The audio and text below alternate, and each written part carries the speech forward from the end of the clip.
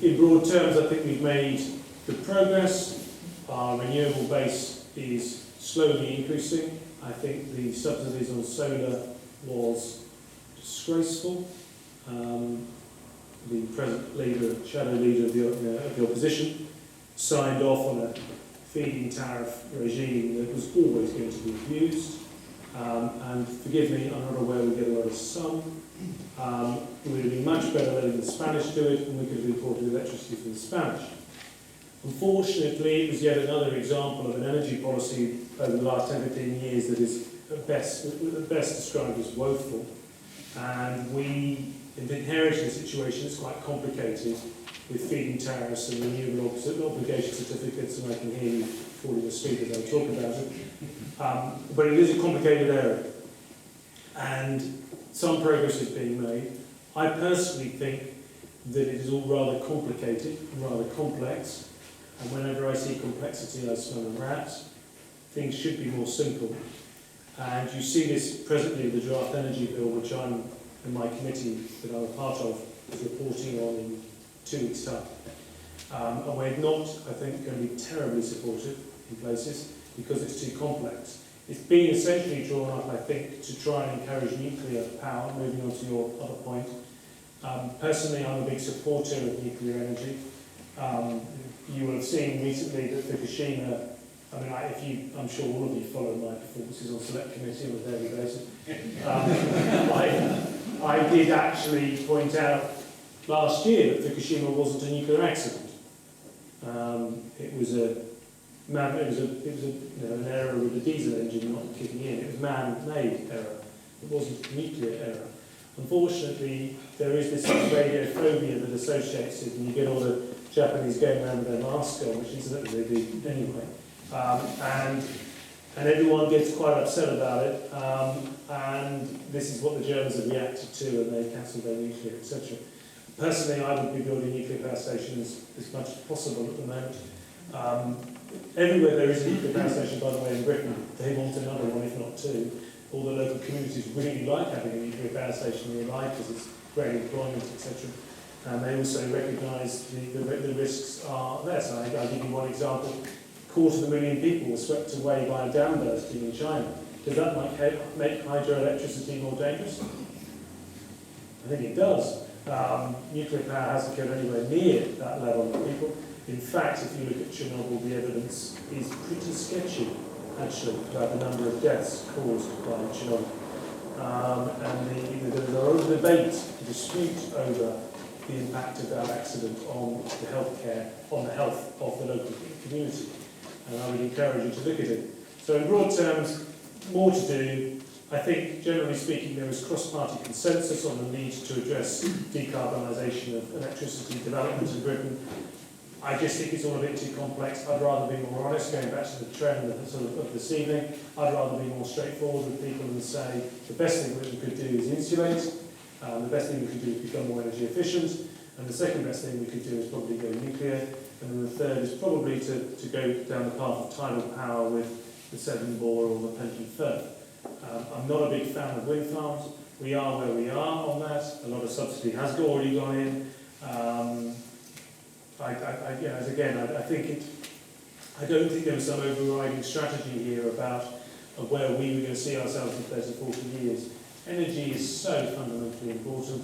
It drives our industry, it drives our business, it heats our homes, it allows us to have schools, to have hospitals, and yet I can't find a single person who's responsible for energy policy in government. There's lots of people who have an opinion. It would be nice to have an overarching strategy, and then we might then have a foreign policy that we would be proud of, and we might also, in the future, be more resilient as a nation. It's an issue that I, as you can tell, I'm getting my teeth into, and hopefully we'll be able to produce something maybe next year. One quick question also. Sure. I'm so pleased to hear this with you. I sort of agree with it. But I was very interested to see recently about thoriums coming up again. Yes. I mean, what do you think the chances are that we can put some money into this? So, the question you explained to me. Yeah, just quickly, I feel like I'm giving a lecture on energy. Thorium, which we have in Cornwall and Devon, can be used in a fuel cycle, a nuclear fuel cycle. And the interesting thing about thorium is it doesn't create any nuclear waste. Thorium, the largest supplies of thorium known on Earth are in Norway. And a thorium fuel cycle was developed in the 50s and 60s, and the reason they did not pursue it is because it didn't create nuclear waste. The reason being they needed nuclear material to put on the top of bombs so the Soviets and the Americans could have a Cuban Missile Crisis. So they sort of binned it, they didn't know what to pursue. It is now being picked up again, quite much by the Indians, interestingly. The Indians are investing heavily in thorium research. There's a publication just come out this month by Birmingham University saying it's one of those things, 10 to 15 years down the line, we will be able to do this. It's a classic. No, we can do it when we decide to do it. Okay? We can decide to do something as a nation and pursue it. We decided not, another thing I'm interested in space, we decided not to have an independent capacity to launch satellites in the 1960s. Conservative government, what have you. I mean, the lack of vision. They actually stopped the production of a rocket that was the most advanced in the world. Now, 25% of the communication satellites up there are built in Britain. Did you know that? 25%. So we're really good at building satellites, we just can't launch the bloody thing. And we have to go to the French or the Russians. And yet we had the most advanced rocket in 1963 called Blue Stream. Now, it's just an example of where Britain is at the cutting edge of technology and doesn't pursue it. It's a lack of vision. It's also a lack of science and engineering graduates in Whitehall. You know, the great at High Claudius, you know, absolutely fantastic at the Indiana, but no understanding of science and engineering that I can find. A real risk-averse culture. We need to decide to pursue a technology, and actually in history, I mean, look at this latest thing with Higgs boson. I mean, how proud did I feel that old chap, professor in Edinburgh, turns up having decided that this Higgs boson existed in the 1960s. I'm sure everyone thought it was a bit mad, a nutter professor type. Turned out he was right. But what are the applications to this Higgs boson? Where is it going to take us? Who knows? That's science. So I think personally, yes, thorium should be. There's also something called molten salts reactors, which eat nuclear waste. So the people who talk about the problem of nuclear waste, but why don't we try and design something that eats it and generates energy? Just to say that. But anyway, I feel like I'm going on a bit too much in that. Fukushima would not have occurred if we'd have had nuclear power stations based on thorium. It shuts itself down. You know, anyway, I feel like I don't want to be doing a seminar, but thank you. David, from. It's been several months since I spoke to you about your views on Europe. Yeah. And even in this last 10 days, David Cameron's mooted that there may well be a referendum for the UK on its position in Europe. Mm-hmm. Just interested to know what your views are at the moment in terms of the Eurozone and how you think that this country can viably stay in the EU right now. Okay. Where do I say that? Right. I mean, my view of the Euro. Let's start with the Eurozone. There is a lot of cans being can be kicked down the road. I mean, I go on holiday, have done for ages, 15 years, to the same little village in Corfu. I've done my bit for the Greek economy over the last 15 years, and in that time, I could have told you, particularly in 2002, the idea that that economy could be the same as Bavaria was just absolute nonsense. And in fact, well, I remember looking at because I remember John Redwood had written something at the time, and I remember looking at the Greek accounts, thinking, this is just baloney, this is rubbish, this is not true. And the culture in Greece is, they're not very trusting of government, they don't pay tax. There is a bit of a manana attitude, but if it was 45 Celsius, I think I'd be a bit like that. And I just, this was a political project all along, not an economic one. So for me, Greece should, in its best interests, leave. The mechanism of it doing so is, not surprisingly for Brussels, complex, but it should leave. And I suspect if Greece leaves, you're probably also going to see the rest of the Mediterranean go the same way. If you look at the unemployment rates, particularly for young people in the Mediterranean, it's now over 50%. You know, imagine those of you who've got sort of 20-something sons and grandsons, grandchildren, granddaughters. Think about it. over 50%. This is tragic, and I think that there's an inevitability that the Eurozone will have to reconfigure, and I think they're desperately trying to push it back and hope that it will be all smooth in the end. I think the social tensions within these countries, the social strife that will manifest itself because of that level of unemployment, I think they will leave. And that leads me, I suppose, neatly into European Union and our membership and the long-term health of the European Union. Personally, you have to be over 55 now to have voted in a referendum on our involvement with Europe. So, first of all, I think that's just not fair.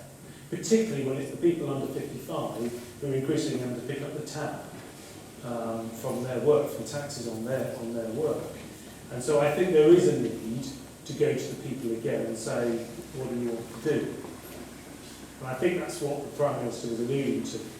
Now, when it comes to what should the referendum be about, should it be in out, should it be a mandate to renegotiate or not, this is when you start to get debate. You get debate within the Conservative Party, and indeed amongst other parties as well. I think if we're going to go to renegotiate with our European partners, realistically, we're going to have it in the back of our pocket saying, well, we're going to leave if you don't give it. Yeah, absolutely. Because that's how you negotiate. Yeah. Now,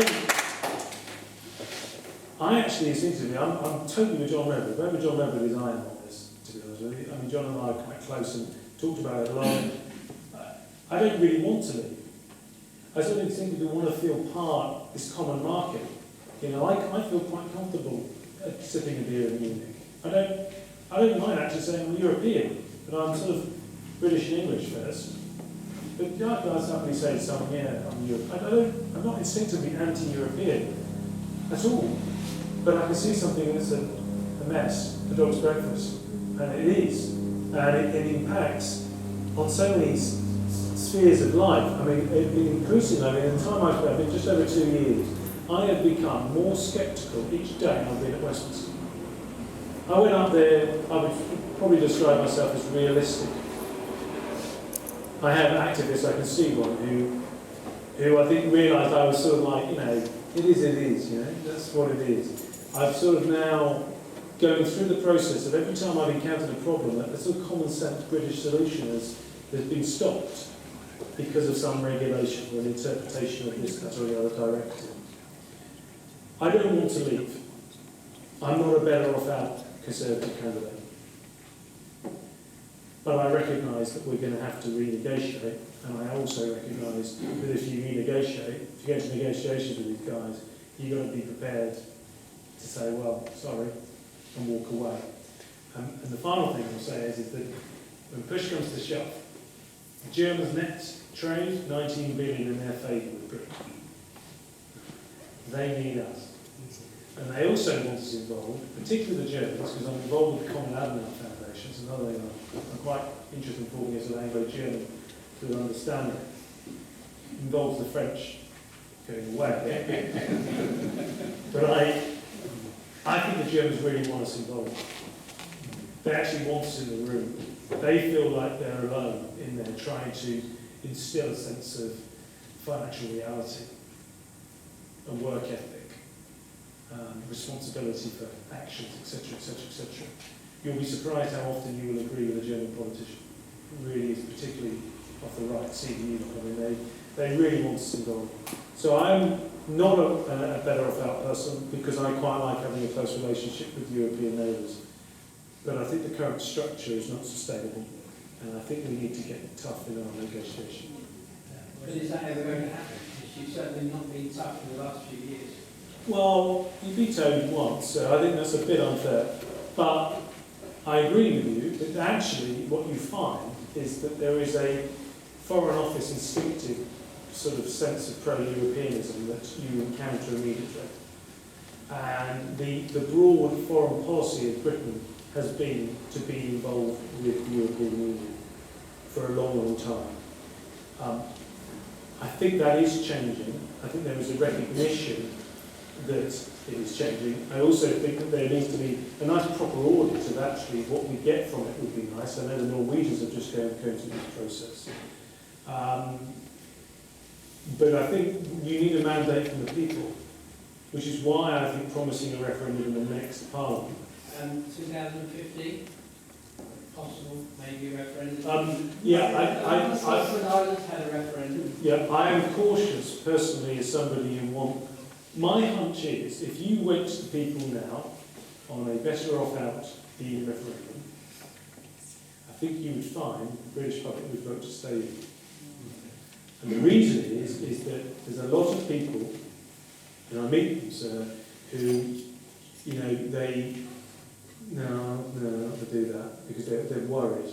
They look around the world, they see chaos, they see unpredictability, and the idea that they're going to just step over across the Rubicon in that environment, when they're getting bombarded by the BBC in particular, that has a pro-European bias, I think you'll find that if I was on that side, we would struggle to do that. I think you need to frame the debate in advance of it. I think you then need to say, right, we're going to do a referendum, do we renegotiate or not, which I think would be a yes. But you need to know that I don't think they'll give what we want. So the fallback has to be, well, in which case we will go back and have a second referendum and say, in or out. They won't give us what we want. I think there has to be a process as to long it. as we don't have the Irish, which is we have a referendum, you vote, we say one thing, well, we ignore that. I agree. I agree. Another one, another. I agree. It's very similar to what happens in Europe. Yeah, I agree. If you don't get the right answer, you change it. I agree. You're pushing an open door. But I think you need to frame the debate, and I think at the moment it's very difficult to get that debate openly discussed in an informed way. And part of that is to do with the media. Part of that is to do with the media. It's difficult. people in their 50s who voted on this, they never envisaged No. this, not at all. It was just a market, wasn't it? Yeah, It was sure. a market. Yeah. And then Well, we lost the common market and it became EU Absolutely. overnight. Yeah. How did that Yeah, happen? it did. There has been, I agree. There has been a push for the last 30 years by all parties to drift into political union. Yeah. It has been by stealth, it's been very slow. I don't disagree with it at all. I really don't. And I am very conscious of the fact that there's a large, probably a majority now in Britain, who want this issue to be settled. But I don't think there's a majority saying, we want out. And I think that it's got to be managed carefully for those of us who want to have a proper negotiation, go back to sovereign countries looking after their own affairs and having an open market with appropriate rules. Now, the WTO rules, as I understand it, protects our trade anyway. The idea that we have to be part of the EU to secure trade is also a debatable point. But I think we need to have a proper debate about this and set the terms of what the referendum, trying to agree what the referendum and how it should be worded. I can tell you that will be difficult. It certainly will not happen under a coalition government because the Liberal Democrats are very pro-European and they're not going to countenance it. So it's We're closer to the North Atlantic Free Trade Association instead to European. But actually, if you look at where the growth in our exports is at the moment, it's Mexico, Brazil, South Africa, India, etc. I mean, I'm not convinced this blockist view of the world is the way it's going to be. I think we need to have understanding of close relationships. I don't want to go back to 20th century warfare, but I do think, particularly with the internet, the way in which we communicate now and the way in which money transactions take place, this blockist view seems a bit out of date to me. Instinctively, that's what I think. In which case, I think being a nimble country that's resilient and efficient actually is the way forward. Big isn't best. I wouldn't want a big population. I wouldn't want to be China. I think China's weak, not strong.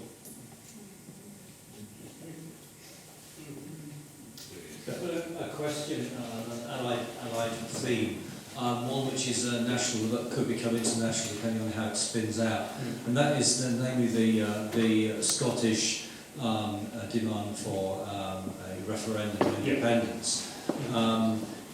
We've heard yesterday that the Scottish First Minister said he didn't think the Queen would be bothered.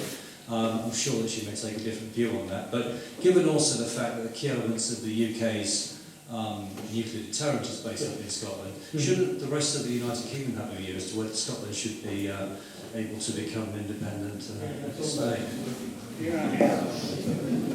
never heard it mentioned in any discussion. No, I mean, there are a large number of backbench MPs that I know who think that if there's a Scottish referendum on leaving the Union, then there should be an English referendum on England leaving the Union at the same time. The British have a vote, all of the British have a Yeah, vote. and I'm particularly upset about the fact that Scottish expats who are living in England don't get a vote. My point was not so much whether English have a referendum, but whether English have a referendum, the rest of the UK should have a referendum, concerning the fact that Scotland, they want to have Scotland. Yeah. I'm not, I don't disagree with you, and I think I get quite, if you start looking at finance, this is why I don't think the Scottish will ever leave. Follow the money. The classic, the Watergate movie, with the guy who deep throat says follow the money. I think with regards to this whole debate, we follow the money. Because the amount of money that is spent per head on healthcare, on education, free residential care for the elderly, tuition fees, etc., etc., etc. The Scottish do very well, thank you very much. And then if they start throwing in the oil and gas story about how you've had a while oil, that also, in terms of maritime law, is pretty thin argument, because if you look at the border of England and Scotland, which for you guys it's like this, okay, maritime law, the border continues out into the ocean from where in the same direction that the border is right? If you do that, that's most of their oil and gas. Mr. Salmon wants it to do this. Okay, but the actual maritime law is this. So there's a really thin argument that they've got about how they're going to be better off. Yeah, I mean, there's only so far whiskey will go. And I want to keep the union together. But actually, I want to scrap the Barnett formula. I think if you have a heart attack in Glasgow, you should be entitled to exactly the same care if you have a heart attack in Manchester, and indeed in Finchampstead and Bracknell and Crowthorne. But it's not like that. The disparity in funding across England, which is at the back of my project, my plan, if you want a copy of it, I've got a few of them. It's a hospital. I actually list PCT spend per head on healthcare across the country. Makes interesting reading soon. And if you start into, I've had in England and Wales, I think, in there. Go to Scotland, it's more. And yet the life expectancy in Glasgow is less. Not really good return, is it? So I think they'll stay in. I agree with your point, it's not going to happen. I agree with you, it isn't going to happen. And they will stay in anyway. The Labour Party cannot afford to lose Scotland. Politically, they're toast if they lose Scotland. And I think they recognise it, which is why Alistair Darling was running the campaign. Anyway. A few weeks ago, the Prime Minister made a few comments about something for nothing society. Yeah. Just your observations on that, and related to that, any comments about inheritance tax, which could be seen as something for nothing? Sorry, can you clarify what you mean at the end? As in getting inheritance? Well, some comments about inheritance tax. Okay. Because that could be seen as something for nothing. Okay. I think his comments were a reference to welfare reform. There are two areas where I'm really quite pleased with the government's actions, and it's in education and in welfare reform. I still do a surgery a week in a GP practice in Slough, and I have patients who are third generation dependents. Grandfather, father, son, it's not compassionate, it's disgraceful.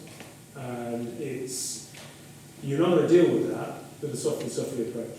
You're just not. And people, in my experience, like that, as part of this resistance, you have to take your gloves off a bit. It's tough love. And Because what it does, first of all, it's not, I don't actually think it's right for them, and I don't think it's a life to lead that is worthy, etc. But also, people looking in see it as something for nothing. That people sit at home, they take the benefits, a bit of cash in hand on the side, which for some of my patients involves giving drugs, but they continue the benefits, and they're actually better off. It's the Somali family that I know who have a space cruiser, a detached house. You know, at what point are those taxes being taken back from those families to pay for that? So I don't think that they are. It is, and the problem with this is that I want to live in a society where the truly needy are looked after and cared for, but I don't want to live in a society where there are people who are just basically having a laugh, basically, and they are living without making any contribution to society. And my fear is if you allow this to continue happening, and we have 5-6 million economically inactive people in this country, so around that sort of figure, depending on how you measure it, then the system will collapse, and people will become truly vulnerable people who need help won't be helped. So I think you have to be quite tough on this. I'd also say that our health and social care bill is 5 billion a week. 5 billion a week we spend on health and social in this country. This isn't sustainable. And this is before we going back to the baby boomer generation ageing challenge that we have and all the attendant social care costs that I know councils lose sleep over. It's the whole thing. You need to address it, so you need to be tough. Now, with reference to inheritance tax, my own view is that inheritance tax, we should get rid of it, actually. I think that encouraging families to pass on wealth within families is a good thing. Encouraging families to become more self-reliant and resilient and to care for their elderly later in life is a good thing. And to incentivise that, I personally would remove inheritance tax. But I would also say that you're taking responsibility for your families. When I used to go on home visits to residential homes, don't remember seeing many Jews, and I don't remember seeing many Muslims, or indeed Hindus. And I think we need to ask ourselves some quite difficult questions here about how we've become so reliant on the state for things. But clearly there are some people who need proper residential care and 24-hour nursing. You don't need to tell me that. They'd be my patient. But it's a small number, and I would rather encourage families to perhaps have a more traditional view of looking after their families more independently of the state. And one way of doing that is to remove things like inheritance tax. Gentlemen. This is slightly difficult for me. 3 or 4 weeks ago, I was admitted to a mental health hospital as an informal patient. I went through the locked door. They showed me around, told me what was what, and I turned around and said, this isn't for me, I need to go home. But I'd already gone through the door, so they wouldn't let me leave. Yeah. I repeatedly asked, being an informal patient, can I leave? Yes. However, you can't leave if you ask to leave. Catch-22 again, as somebody else mentioned before about all the time. I then had to see a doctor, and I explained to her, and she said, no, you can't leave, and if you ask once again, I'm going to section you under 5.2. Okay. I asked again, so I was sectioned under 5.2. Kept against the wall, it was not the best place for me. Some 16 hours later, she said, you can go now, which was a bit silly. But what I'd like to see is the ability to go round one of these wards or units and then say whether you want to be admitted as an informal patient or not, rather than the other way around. Okay. All right. I mean, your individual case, I don't know the details, and I can't obviously discuss it, nor would it be appropriate. The use of Section Mental Health Act is not done lightly, in general, and there must have been some extenuating circumstances there about protecting you, sir, not us, by the way in which you described it. what I would suggest you do is, what you're essentially saying is that you were not happy with the way in which you were treated when you turned up. You were not given the option to look around and say, well, how do I feel about this? Write to me, and I will write. Yeah, okay. And I will inquire on your behalf. In your correspondence, I need some permission to act as your representative, because it's medical. There's a sort of confidentiality, so that the people who receive the letter know that they can then share with me some of your details. I have to emphasise that because sometimes people think because I'm medically qualified, somehow I've got magic powers. I don't have. I need to be given strict instructions written before I can act on your behalf. But I mean, I want to know what the details are, because in general terms, people who work within the mental health services are fantastic people, and they don't do things lightly. Yeah, it wasn't the fact that our sections or anything like that, it was more the procedure. It would have been better if they Yes, said, okay. In which case, I'd be interested to know what the response is. Right. Gentlemen here. Yes, I'm interested in your views on tax policy, particularly with regards to recent stuff that's been in the media about legal tax avoidance. Yes. What seems to me being quite big loopholes, particularly with regard to offshore tax avoidance schemes. The Channel Islands basically being British dependencies. We should be able to close them down. And there's also been really sort of the whole issue that tax is overly complicated, and therefore there are so many loopholes. When you close one down, tax specialists find another one. I'm just interested in your general view on simplification of the tax system, etc. Okay. It's a big topic here, and I try to be succinct. I'm not being ironic, but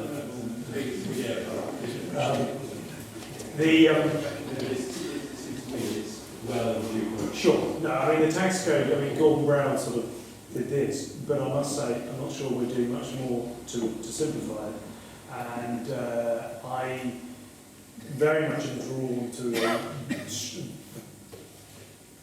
really significant simplification of tax. I mean, I'm drawn to the idea that they should perhaps almost harmonise indirect and direct taxation at the same level, raising the sort of threshold at which you start paying tax, but actually flattening out. I would not have a progressive tax system that we traditionally have in this country. And I think it's quite radical saying that, but the reason that people seek to try and play silly games with their tax returns is because they're trying to avoid paying tax. So I think if you reduce tax rates, which is evidently those of you know the Laffer curve, is that if you reduce tax rates, you actually increase tax take. And there's a tipping point. I forget exactly where Mr. Laffer put it, but at the moment our tax levels, I would suggest, are too high in terms of direct taxation. And I'd like to see them come down, and I'd like the allowance to be coming up at the bottom, so people who earn less actually get taken out of tax. But at the same time, I would like to see VAT being put together with income tax rate at 25%. The reason I say that, with some mitigation around domestic fuel, I recognise. But I say that because my take on the last 15 years is that we personally, as a country, have over-consumed. And so we bought the TV screens. I've got 3 televisions in my house. How stupid is that? But I do. I have my little kitchen TV, and I have my living room TV, and I have my bedroom TV. All of those televisions were bought. Now, we have managed to sort of consume. And I don't think that's sustainable. Anyway, it's not just in terms of our finances. Clearly not, because the unsecured debt levels in this country are shockingly high. The debt levels of our